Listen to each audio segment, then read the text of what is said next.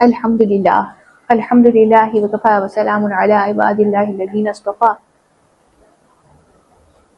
آج کے دن کے حوالے سے بات کریں تو آج 3 رمضان مبارک سیدہ فاطمہ الزہرا اللہ عنہا کا عرس مبارک ہے۔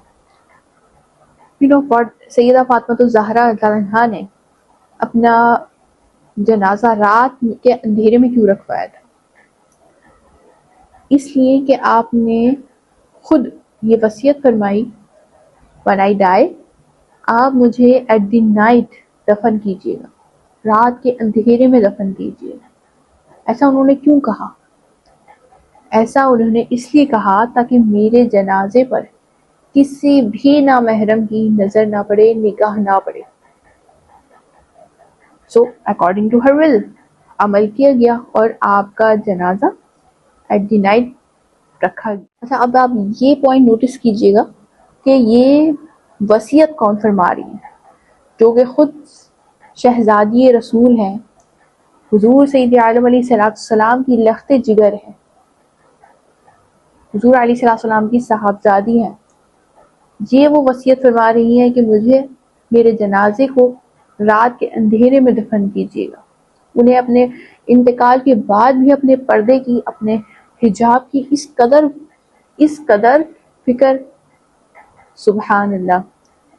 اور آج ہماری یہاں پہ کنڈیشن کیا ہے کہ ہم تو بس بہت ایزیلی کہہ دیتے ہیں کہ یہ پردہ تو بس نظروں میں ہونا چاہیے، اور یہ سب کچھ ویئر کرنے کا، ہیئرز کور کرنے کا، فیس کور کرنے کا کوئی وہ نہیں ہے، بس نظروں میں پردہ ہونا چاہیے۔ تو آپ یہ دیکھیں، بلا تشبیہ و تمثیل، جس سمجھانے کے لیے میں کہہ رہی ہوں کہ جب حضور سید عالم علیہ السلام اللہ کے حبیب کی جو صاحبزادی ہیں وہ اس قدر پردہ فرما رہی ہیں تو انہوں نے اپنے انتقال کے بعد بھی یہ وصیت فرما دی کہ رات کے اندھیرے میں میرا جنازہ دفن کیجیے گا۔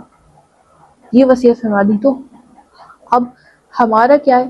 ہمیں ان کی سنت کو عمل کرنا چاہیے نا، ہمیں ان کو فالو کرنا چاہیے۔ باقی یہ سب باتیں کہ نظروں میں پردہ ہونا چاہیے، یہ سب تو دنیا میں رہ جائے گا، دنیا کی باتیں۔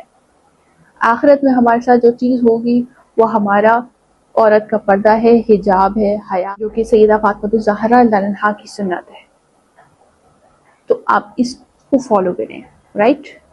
وَمَا عَلَيْنَا إِلَّا الْبَلَاغُ الْمُبِينُ۔